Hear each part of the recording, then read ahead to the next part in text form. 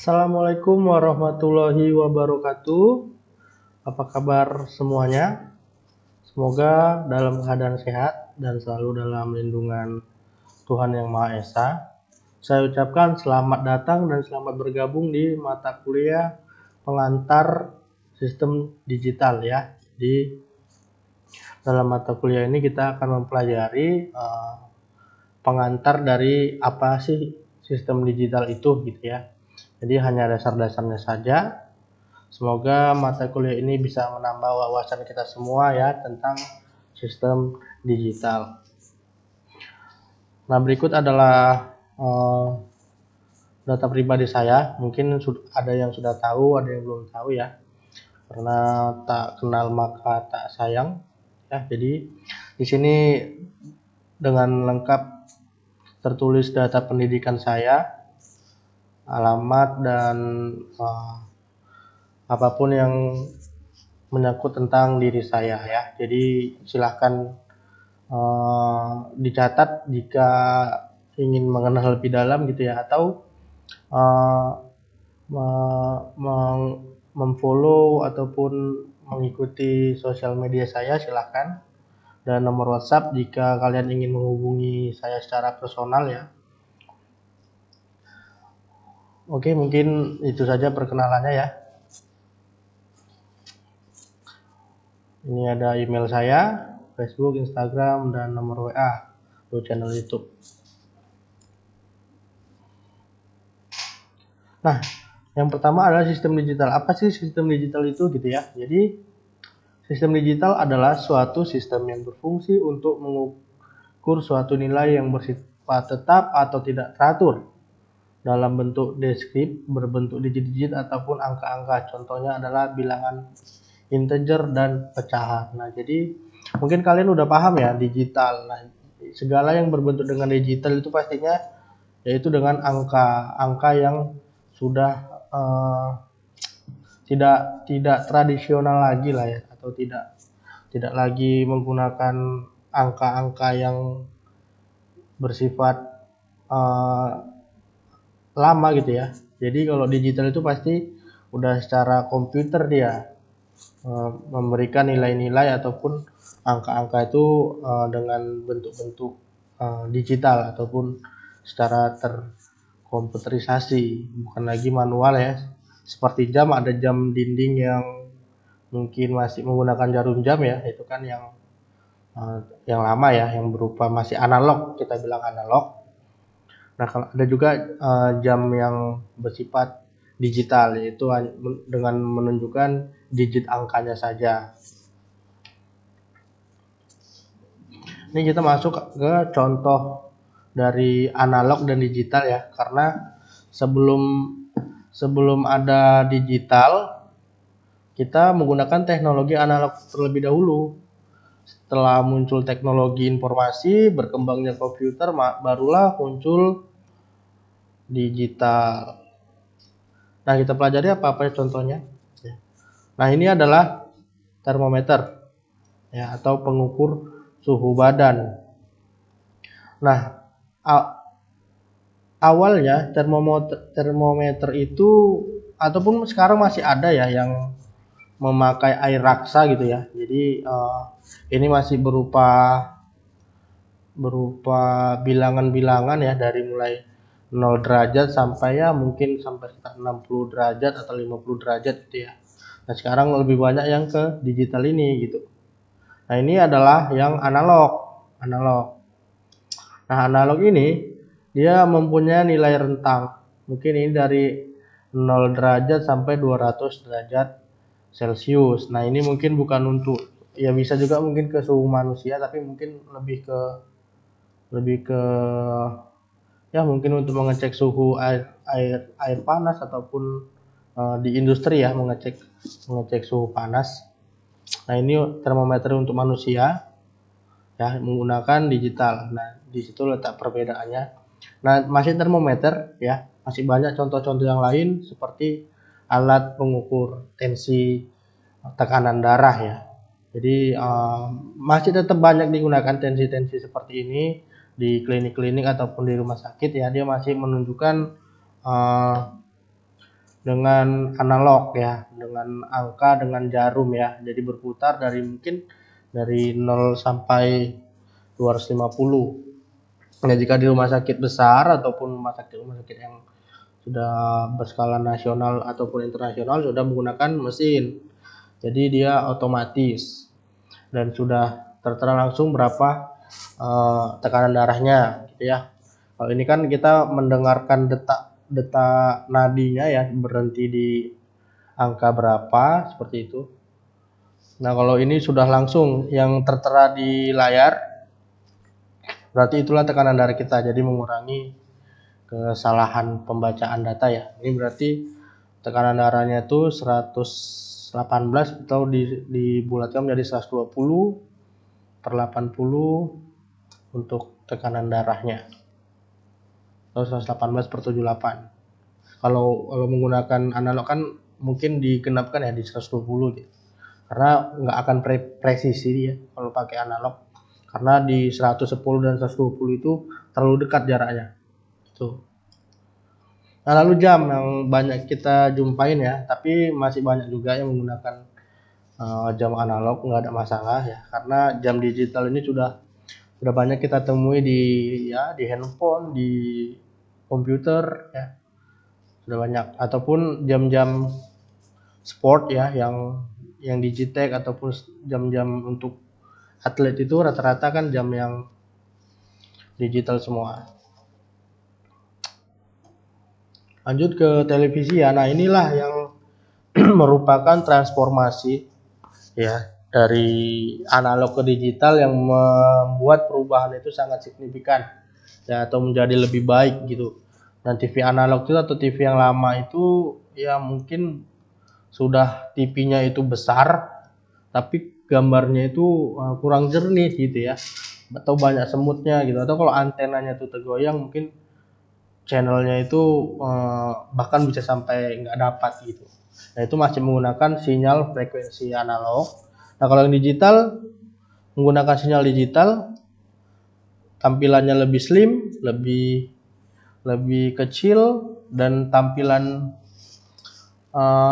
gambarnya juga resolusinya luar biasa ya, Full HD gitu ya, ataupun jernih dan tajam gitu, tanpa ada noise ataupun semut-semutnya. Nah, begitu juga untuk antena. Nah, kalau TV digital ini juga harus antenanya juga harus digital ya kan, karena ada penambahannya sendiri dia. Nah, walaupun tetap memakai antena seperti ini, tapi ada penambahannya untuk di TV-nya agar sinyal digital bisa ditangkap seperti itu. Nah, lalu contoh yang lainnya itu adalah speedometer.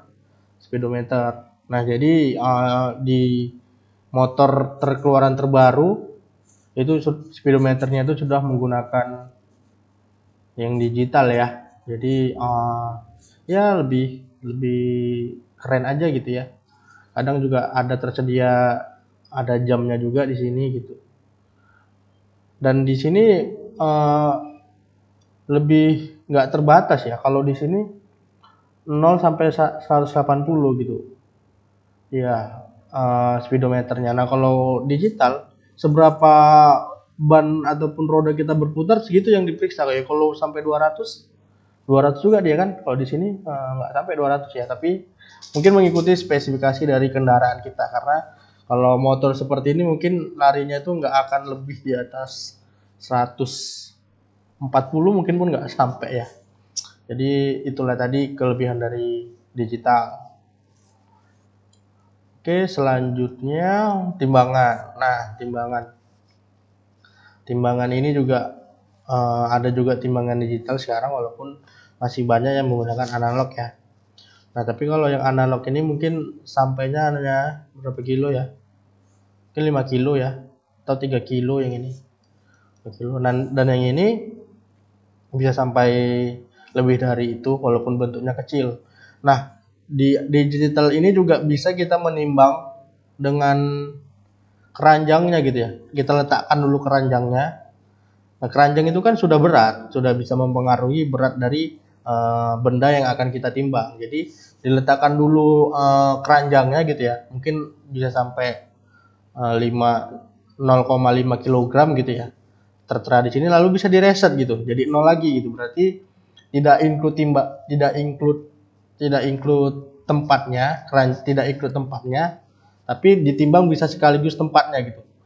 Nah, berat keranjangnya itu bisa dihilangkan. Nah, itu bisa dengan timbangan digital. Lalu radio, speaker aktif ya, ini juga luar biasa perkembangan speaker sekarang, bahkan sudah bisa Bluetooth ya. Jadi kita bisa dari handphone langsung ke speaker gitu, tanpa kabel-kabel lagi sekarang. Dengan menggunakan Bluetooth ataupun WiFi bisa kita sambungkan laptop kita ataupun smartphone kita ke speaker gitu. Lalu kamera juga ya, camdic atau kamera digital lebih kecil dibanding yang analog yang biasa. Tapi mungkin lebih banyak sekarang yang masih menggunakan yang gear yang DSLR ini ya, karena lebih tajam. Dan juga sudah menggunakan yang digital kok zaman sekarang gitu. Nah, bagaimana bisa terjadi transformasi dari analog ke digital ya? Yaitu perkembangan teknologi telah membawa transformasi perangkat analog menjadi digital. Jadi sudah banyak ditinggalkan yang menggunakan analog dan beralih ke digital karena lebih efisien, lebih bagus gitu. Dan pada produk-produk baru banyak kita temukan ya, instrumen digital sudah diganti gitu menjadi yang analog itu sudah diganti menjadi digital, itu analog itu sudah diganti menjadi digital semua gitu. Dari varian terdahulunya ya. Banyak yang kita jumpain seperti yang contoh-contoh yang kita paparkan tadi ataupun yang tidak kita paparkan, masih banyak lagi contoh-contohnya. Nah, jadi kalau digital itu berhubungan dengan angka atau numerik. Jadi kalau misalnya pengukur itu pastikan angka ya. Jadi pastinya kalau berbentuk dengan digital itu pastinya harus diwakili dengan angka-angka gitu ya, atau numerik. Mau apa aja ya, mau kayak tadi timbangan, ada jam, ada alat pengukur suhu, ataupun kuantitas yang bisa diukur range-nya gitu. Lalu kita baca dulu ini, ilmu pengetahuan bisnis keuangan dan hampir semua bidang usaha lainnya selalu berhubungan dengan kuantitas. Kuantitas atau jumlah ya, kuantitas itu sama dengan jumlah yang bisa diukur. Kuantitas direpresentasikan atau diwakili melalui angka-angka atau numerik. Nah, jadi kalau mengukur sesuatu atau mau mempresentasikan kuantitas pasti melalui angka-angka.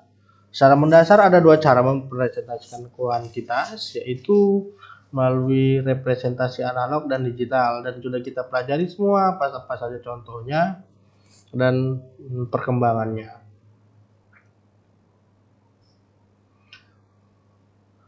Nah, ini untuk mewakili arus atau tegangan ya, kuantitas yang diwakili arus tegangan, pergerakan jarum jam yang sebanding dengan nilai kuantitas. Nah, ini anggaplah sebagai alat pengukur tegangan atau voltase ya. Jadi semakin tinggi tegangannya itu akan semakin tinggi jarumnya. Biasa kalau listrik rumah itu kan memakai 220 volt seperti itu. Atau kalau baterai kita memakai 12 volt dan sebagainya. Dan ini juga sudah bertransformasi menjadi ke digital ya. Ini yang lama tadi ya, dan ini juga termometer ya yang masih menggunakan analog, masih menggunakan angka dari berapa ke berapa gitu. Mempresentasikan kuantitas fisik seperti suhu dan kecepatan melalui tegangan atau arus kontinu tidak terputus yang proporsional. Nah, jadi kalau pakai analog itu dia tidak terputus ya, atau continue dia proporsional atau sesuai gitu. Jadi ada range-nya 0, 1, 2, 3, 4, 5, 6, 7 sampai seterusnya. Nah kalau digital kan dia pasti dimulai dari 0, nggak tahu akhirnya berapa gitu ya kan. Kalau misalnya analog dia kuantitas fisiknya, kalau misalnya suhu badan ya mungkin nggak lebih dari 40 atau 50 derajat ya, karena nggak mungkin ada suhu tubuh seorang manusia tuh sampai 100 derajat gitu, nggak mungkin. Bahkan air mendidih kalau di 100 derajat ya kan. Nah itu dia, itu tadi kalau analog dia memang mempresentasikan kuantitas fisiknya itu secara proporsional. Contoh timbangan yang tadi ya, mewakili nilai range jarak tertentu, misalnya 0 sampai 3 kg. Nah timbangan kecil ini hanya muat 3 kg, jadi dia tidak terputus, continue dia dari 0,5 sampai 3 kg gitu. Kalau mau lebih dari itu ya kita buat part per part gitu ya. Jadi 3 kg turunkan lagi, timbang lagi 3 kg, berarti udah 2 kali, berarti 6 kg gitu. Atau beli timbangan yang lebih besar untuk menimbang benda yang lebih berat ataupun lebih dari di atas 3 kg. Nah, ini adalah sebuah frekuensi ya, dia smooth, tidak terputus ya. Sebuah grafik yang turun naik dan yang tidak terputus gitu. Atau dia satu bagian. Nah, kalau kuantitas digital itu berbeda ya. Kuantitas digital diwakili secara tidak proporsional gitu. Jadi nggak tahu kita, diwakili dengan 0 aja gitu. Mau sampai berapa ya, berapa putarannya tuh sampai akhir ya semua diladeni gitu.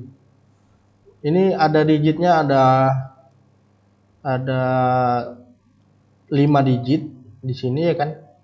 5 digit berarti sampai 99.999, itulah akhirnya dari speedometer ini gitu dia, tergantung digitnya. Jadi kalau digit angkanya ini 5 berarti 99.999 km per jam paling bisa dia data putaran roda kita. Nah kalau ini jam ya, jadi kalau jam juga mempresentasikan kuantitas fisik melalui deretan bilangan biner. Penunjukan digital hanya dapat menampilkan nilai diskrit tertentu. Jadi kalau misalnya dia jam 12.11 seperti ini ya, jam 12.11 aja yang bisa dia tampilkan gitu. Nggak seperti jam dinding yang dia bisa menampilkan dari jam 1 sampai jam 12 gitu ya.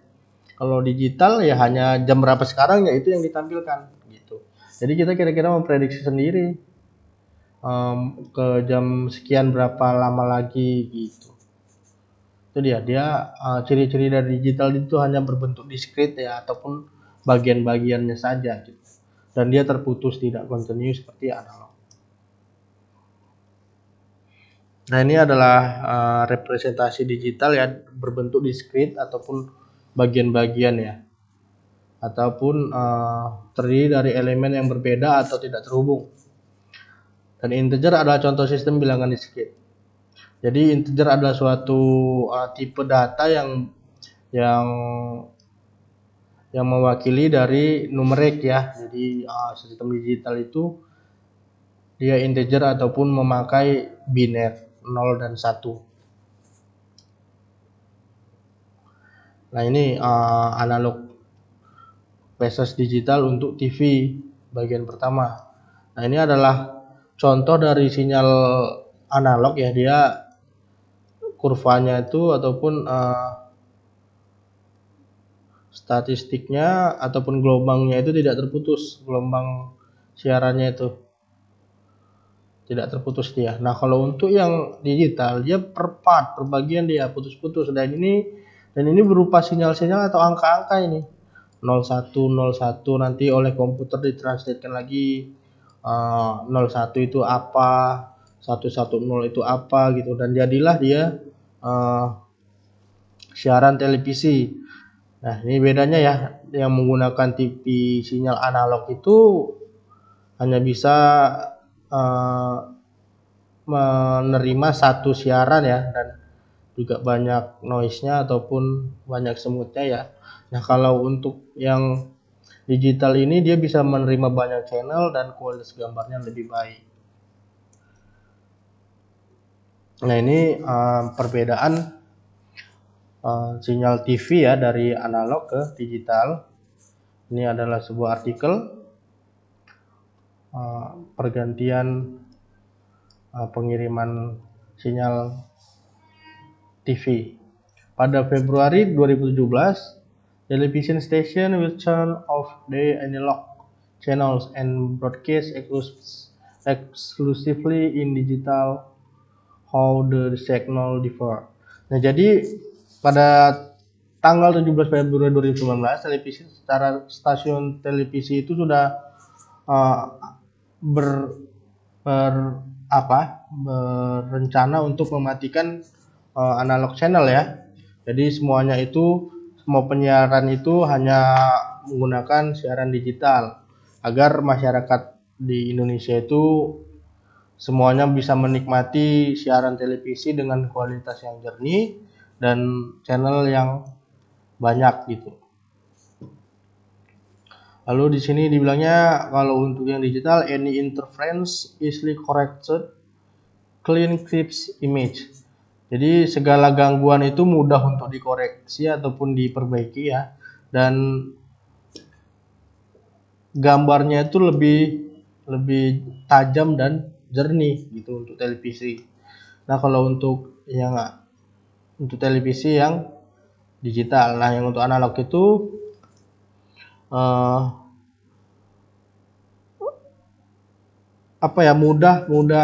mudah untuk mendapat gangguan ya. Jadi kalau antena tergeser sedikit dia langsung hilang gambar ataupun banyak snow-nya ataupun gambar bintik-bintiknya ya, dan membuat picture less clear ataupun mengurangi kualitas gambar.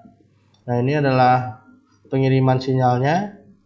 Ini adalah sinyal analognya ya, berbentuk seperti ini, tidak putus ya dia sinyal analog ini, dia seperti kurva statistik yang naik turun. Nah, kalau sinyal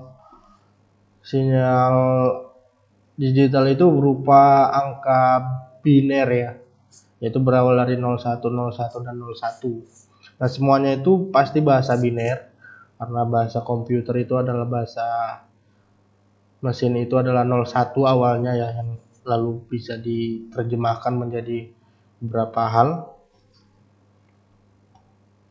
yaitu dibilangnya datanya adalah bit, satuan bit ataupun biner ya.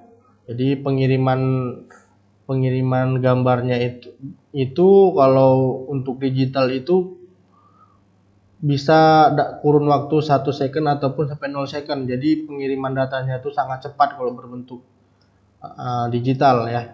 Makanya gambarnya itu lebih jernih dan lebih tajam.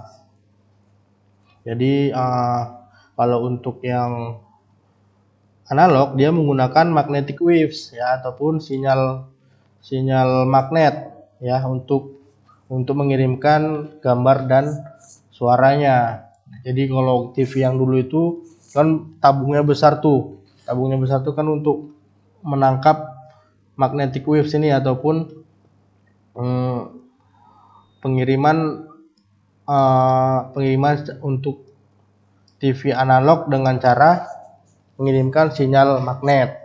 Jadi kan ada sanggulnya itu ya kan, magnetnya itu ada di dalamnya gitu. Nah, sekarang kan udah nggak memakai magnetic waves lagi.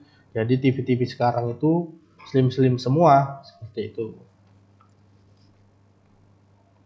Nah, kita masuk ke definisi sistem digital. Secara etimologi ataupun ilmu yang mempelajari sistem digital ini, yaitu sistem itu adalah perangkat ataupun unsur yang teratur saling berkaitan sehingga membentuk sebuah totalitas. Lalu susunan yang teratur dari pandangan teori, asas dan sebagainya. Nah, untuk digital berarti berhubungan dengan angka-angka. Untuk sistem perhitungan tertentu berhubungan dengan penomoran. Nah, jadi kalau sistem itu adalah perangkat unsur yang teratur dan saling berkaitan, kalau digital itu pasti berhubungan dengan angka ataupun dengan penomoran. Nah, definisi secara akademis atau kita, yaitu sistem digital adalah sistem elektronika yang setiap rangkaian penyusunannya melakukan pengolahan sinyal diskrit ataupun sinyal terpisah. Itu dia, per part atau per bagian. Sistem digital terdiri dari beberapa rangkaian digital ataupun logika ya, komponen elektronika dan elemen gerbang logika untuk satu tujuan pengalihan tenaga ataupun energi. Nah, jadi kalau kita anak komputer, anak informatika, dan kita juga menguasai elektronika, dua ilmu itu digabungkan maka akan menjadi teknologi tepat guna yang sangat bermanfaat untuk kita semua. Seperti itu. Nah, ini rangkaian elektronika ya, adalah kesatuan dari komponen-komponen elektronika baik pasif maupun aktif yang membentuk suatu fungsi pengolahan sinyal. Ada dua jenis rangkaian digital berdasarkan sinyal, yaitu rangkaian elektronika yang mengolah sinyal-sinyal kontinu, yaitu rangkaian analog. Lalu rangkaian digital, rangkaian elektronika yang mengolah sinyal-sinyal diskrit atau terpisah. Oke, mungkin itu saja ya dari saya. Semoga bermanfaat. Saya Ari dengan wabillahi taufiq wal hidayah. Assalamualaikum warahmatullahi wabarakatuh.